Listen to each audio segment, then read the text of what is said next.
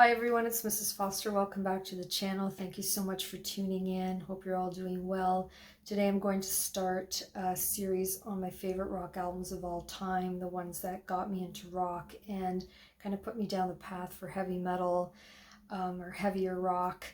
And I'm going to go back to some of the first albums I ever got, and not an exhaustive list at all. I collect vinyl, and I'll start today with a few of them and we'll go from there.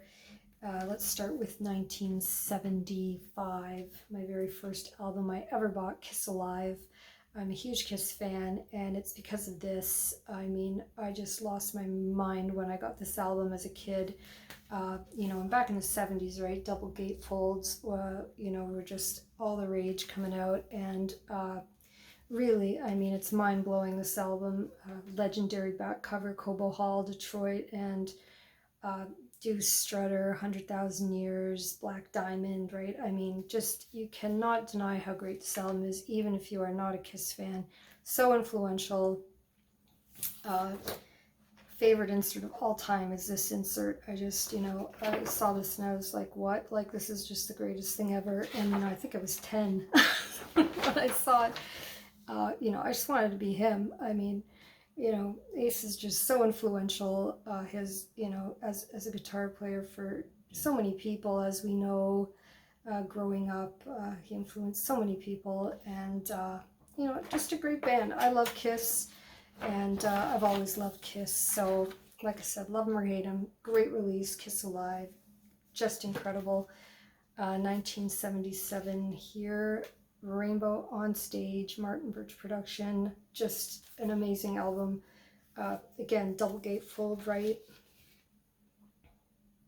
I'm a huge Cozy Powell fan, so I absolutely love this album.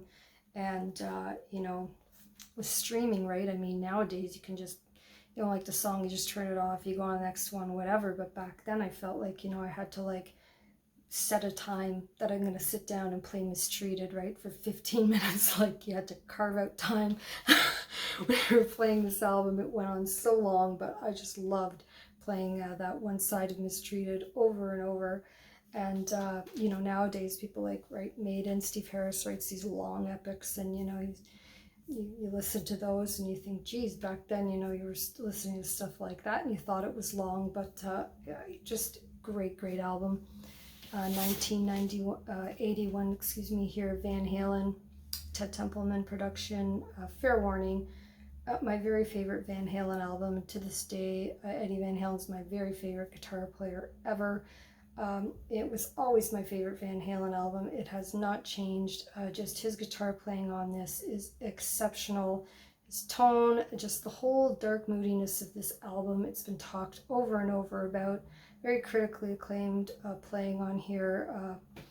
I just love this album to death. And people always say, oh, Van Halen 1 is the best, and that, yeah, sure, Van Halen 1 is amazing, but this is his best playing, in my humble opinion. AC/DC Back in Black, my original copy. I played this till the turntable was falling off, 1980, right? Angus Young pictures all over my locker. I just cannot say enough about how much AC/DC influenced me to listening to so much rock in my life. And I love the Young brothers so much, and Malcolm, right? Very, very talented guy.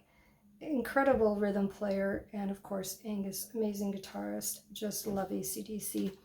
And let's just finish it off for now with Black Sabbath, Heaven and Hell, my favorite album of all time. I just think there is not one thing wrong with this album. Again, Martin Birch can do no wrong when he produces albums. Just love it. And there is not one bad song in this album. It is just incredible. Sabbath. Love Sabbath to death. Love Ozzy Sabbath, but that is my favorite. So we'll get back to some more my next episode. Lots of vinyl I've got. Lots we'll talk about. Thin Lizzy coming up, Priest, all kinds of different vinyl. Stay metal and take care, everyone.